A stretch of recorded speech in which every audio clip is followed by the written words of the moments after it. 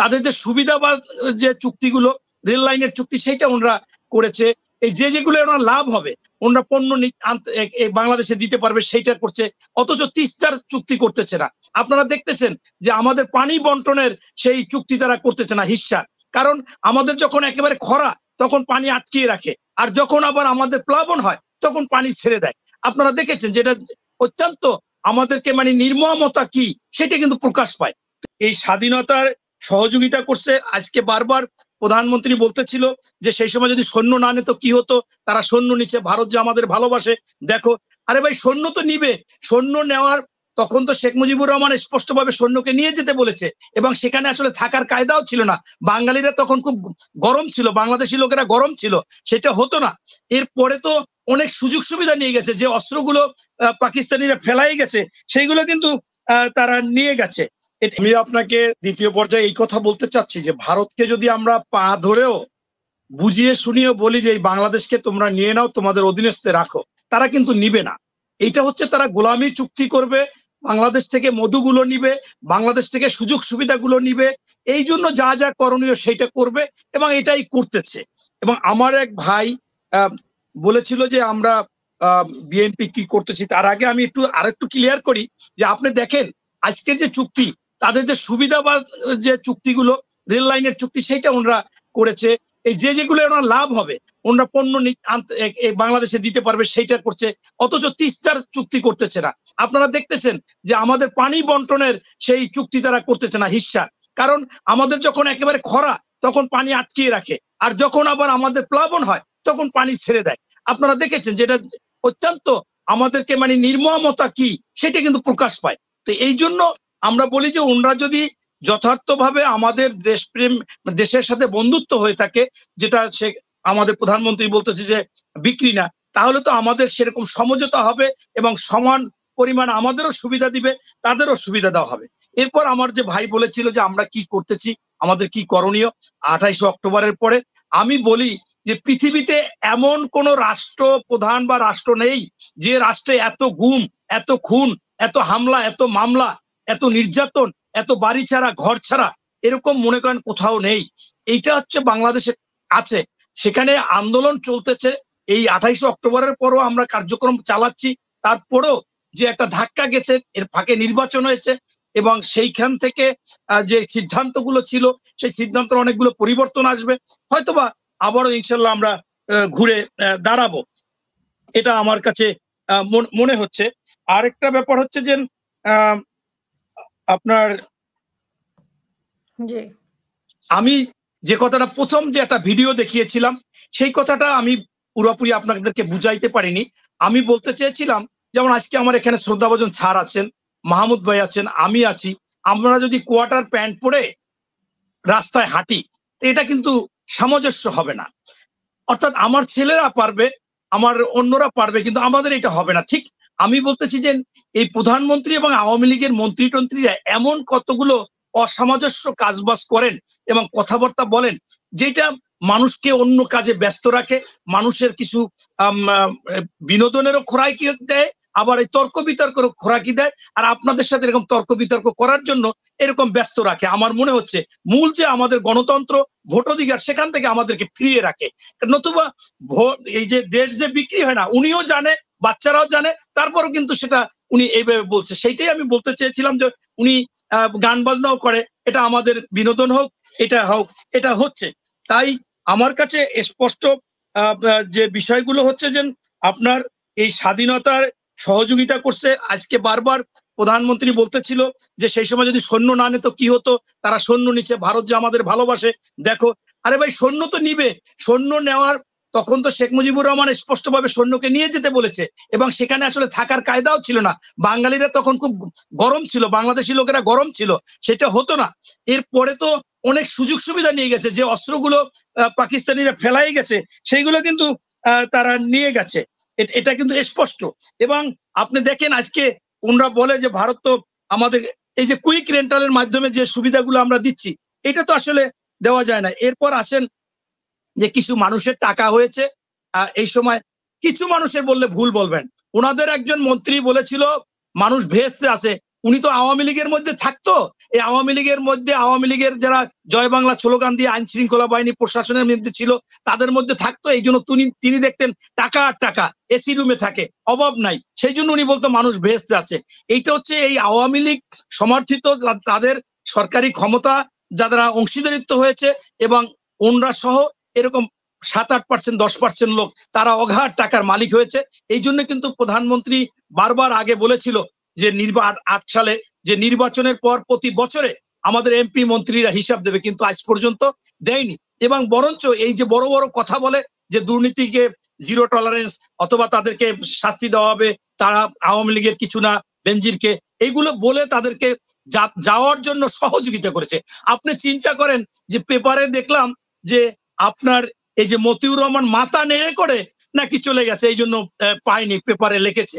এইটা কোনো কথা? এবং এইটা মনে করেন ফিঙ্গার হ্যাঁ, মাথা ন্যাড়া করলে কি তার সবকিছুই পরিবর্তন হয়ে যায় কিনা তার? তাই তো আমরা তো আমাদের বিএনপির তো একটা ছোট্ট কর্মীও এড়াইতে পারে না, গ্রেপ্তার থেকে এড়াইতে পারে না, যে কোনো জায়গা থেকে বিদেশে যাইতে পারে না, একটা মামলা থাকলে যাইতে পারে না। আর ওনার নামে হাইকোর্ট থেকে বলা হয়েছে, আজকে মনে করেন বলেছে এই মানে দেখলাম যে ছাগল পরিবারের ছাগল কাণ্ডের অ্যাকাউন্ট জব্দ করতে বলেছে। কিন্তু জব্দ করতে বললে হবে কি, এর মধ্যে তো নিয়ে যায়, আমাদের তা জব্দ না, এমনি টাকা দেয় না। আর ওনাদের 27টা অ্যাকাউন্ট থেকে 80 কোটি টাকা নিয়ে যায়। মূলত আমাদেরকে এই সরকার মফিজ বানাই ফেলাইছে। এখন মফিজ কেন বলতেছি বলা ঠিক না, মানে মফিজরা না কিন্তু বোকা। কারণ এই জন্য যে আমি দেখলাম কোরবানির আগে একটা লোক বলতেছে যে একটা গরুর দাম 1 কোটি, 1 কোটি 20 লাখ, 1 কোটি 30 লাখ। কেন? তার বংশ পরিচয় আছে। আরে ভাই, আমার বংশ পরিচয়, আমার বাবা, বাবার পর দাদা, দাদার পরে আমি বাড়ির থেকে যাইনি আসছি তালর নাম, এই আর কইতে পারি না, আর আমি বলতে পারি না। স্যারেও বলতে পারবে কিনা আমি জানি না, যে 3 পুরুষ 4 পুরুষ 5 পুরুষ বলতে পারবে কিনা। আর উনি 110 বছর, একটা গরু আনাইলে 10 বছর 5 বছর 7 বছর থাকে, 110 বছরের বংশ পরিচয় আছে। এইটা আছে, ওর হাঁটার অ্যাকশন আলাদা, ওর দাঁড়াবার, মানে আমাদেরকে পুরা একটা মফিজ বানাই ফেলাইছে। সরকারের সাথে সংশ্লিষ্ট যারা আছে, সরকারে যারা আছে, যা ইচ্ছে তাই করতেছে, মানে যা আমাদেরকে মানুষ বললে মনে করতেছে না। এই প্রধানমন্ত্রী বলেন, আওয়ামী লীগের অন্যরা বলেন, যা ইচ্ছে তাই বলতেছে, আর আমরা সেইগুলোই শুনতেছি, সেগুলো নিয়ে টকশো করতেছি। ওনারা তো বিচার করবেন, ওনারা তো যেহেতু আইনের আওতায় আসতেছে, তারপরে পত্রিকায় এসেছে। আমি আপনার এই স্পষ্ট কথা হচ্ছে যে সরকার কোনোভাবে এই দায় এড়াতে পারে না। এবং আমাদের বিগত দিনে কি হয়েছে সেইটা বললে সরিষার দানা হলে এটা পাহাড়ের সমান। আজকে মনে করেন হাজার হাজার কোটি টাকা, আপনারা পেপার পত্রিকায় লিখেছেন 16 বছরে 21 লক্ষ কোটি টাকা পাচার হয়েছে, নাম ঠিকানা দিয়েছেন। আমাদের যে বারবার বলে, আমাদের তারেক সাহেবের কথা বলে, আমি চ্যালেঞ্জ দিয়েছিলাম যে বারবার বলতেছে যে তার টাকা, একটা টাকা আজ পর্যন্ত আনতে পারেনি। এবং দুর্নীতিতে বরঞ্চ যে মোতাহার সাহেব ওনাকে বেকসুর খালাস দিছিল জজ, তাকে বাংলাদেশ ছাড়া করা লাগছে। ওই বেকসুর খালাস যেটা দিছে সেইটাই আরো সাজা হয়েছে 13 বছর। এইটা পৃথিবীতে কোনো নাই, নিম্ন আদালতে যে সাজা হয় সেটা বাড়ে। বেগম খালেদা জিয়ার ক্ষেত্রে আজকে দেখেন 2 কোটি টাকা কোনো সরকারি টাকা না, সে টাকাটা ছিল তার হাজবেন্ডের ছেলে দিছে কুয়েত থেকে। সেই টাকা ভুলবশত 93 সালে একটা অ্যাকাউন্টের থেকে ওনার অ্যাকাউন্টে ফিক্সড ডিপোজিট করা হয়েছে, সেই টাকা বাড়তেছে। উনি যদি এটা চিন্তা করতো, এটা তো খরচ করে ফেলাইতো। সেখানে কিন্তু কোর্ট স্পষ্টভাবে লেখছে যে টাকা তসরুপ করে নাই, আত্মসাৎ করে নাই, কিন্তু এক অ্যাকাউন্ট থেকে আরেক অ্যাকাউন্টে নিয়েছে দুর্নীতি। সেই জন্য যদি এই সাজা আবার বাড়াই দেওয়া হয়, এইটা করা হয়, তাহলে আপনার মনে করেন যে এটা একটা সবকিছু বাংলাদেশে ওনাদের সাজানো ফরমাইশি, সব বিচার আচার ওনাদের ইচ্ছা মতো করে চলে, আইন শৃঙ্খলা বাহিনী ইচ্ছা মতো চলে, এবং তাদেরকে সুযোগ সুবিধা দিচ্ছে। বেগমপাড়া বলেন, কানাডা বলেন, দুবাই বলেন, সব জায়গায় আপনি খোঁজ নেবেন ওনাদেরই। আমি মনে করি বিএনপির সময় যে হয়নি, হয়েছে, যদি সেটা সরিষার দানা হয় তাহলে আজকে পাহাড়ের সমান। আমি বলবো না যে একেবারে সবাই কিছু হয়নি, এবং তখনও কিন্তু বিচার আচারও হয়েছে। কিন্তু বরঞ্চ আজকে বিচারের নামে কি হয় আমি দেখেছি, যারা মনে করেন এই পাপী আজকে জামিন পেয়ে বাইরে গেছে, অমুকে বাইরে গেছে, কিন্তু এরা যখন ছিল, তারা ছিল কোথায় জানেন? প্রিজন ছেলে থাকে, হাসপাতালে একটা রুমে থাকে, মোবাইল ব্যবহার করে, আপনার হোয়াটসঅ্যাপ ব্যবহার করে, মানে ওয়াইফাই ব্যবহার করে, সবকিছুই ব্যবহার করতে পারে, যে ডিসকানেক্ট হয়ে গেছে ব্যবহার করে। তাইলে সেইখানে বিচারটা কি হলো ওনাদেরকে? আমার এলাকার একটা ছেলে ছিল, ছাত্রলীগ করতো, পরে যুবলীগ, সেই ছেলেটা ওপেন গুলি করে 2জনকে শিক্ষা ভবনে মাইরে ফেলাইলো। সকল পেপারে হেডলাইন হইলো তার হাতে পিস্তলে গুলি। অথচ ওই দিনই গ্রেপ্তার হলো গ্রেপ্তার হওয়ার পর আমাকে ফোন করলো একজনে, বললো যে সে ওই ঢাকা মেডিকেলে আছে, আপনার সাথে একটু কথা বলবে। আমি যাই অবাক, একই সেখানে ফোন টোন সব তার ঠিকাদারি স্বাক্ষর টাক্ষর চলতেছে। এরকম সব ক্ষেত্রেই এইটাই হয়। তার মানে এটা শুধুমাত্র আই ওয়াশ যে বিচার হচ্ছে।